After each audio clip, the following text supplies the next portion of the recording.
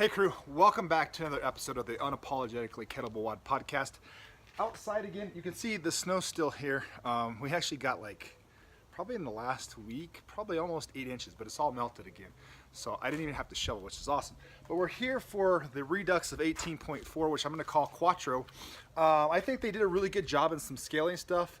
It involves handstand push-ups, what I realize is way outside the realm of a lot of people. So, but it's basically, it's 21-15-9 of deadlifts. We're gonna do a little bit something different because the scaled option goes up pretty high and heavy in deadlifts, and I'm not about setting up the bar for deadlifts, to be quite honest. And then I'm gonna kind of tweak with some of their scaling stuff. So it's 2 cycles, it's a 9-minute time cap.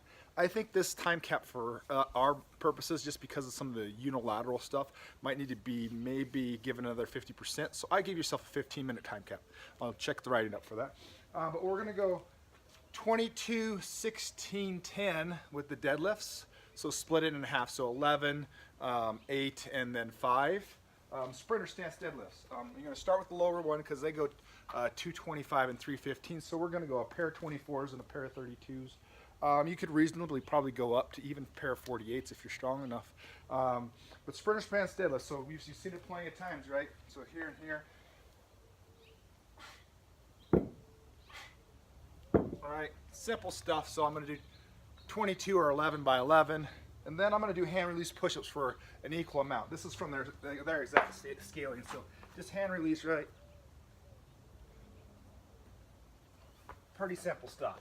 So that's your first cycle. Your second cycle, the deadlift weight goes up. The numbers stay the same for the deadlift. So 22 for us, because we're messing with it a little bit. 22, 16, and 10. And again, we got about 100 pounds a leg. I mean, give or take. I mean, there's no exact science on this. It's not a barbell. So you have to do a little bit of the art of fitness, coaching fitness.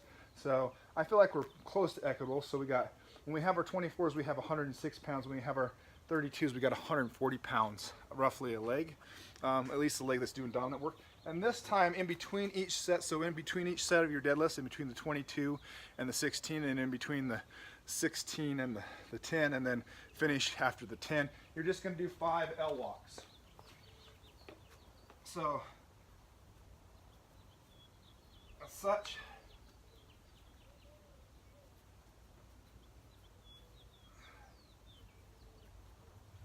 so really super simple stuff.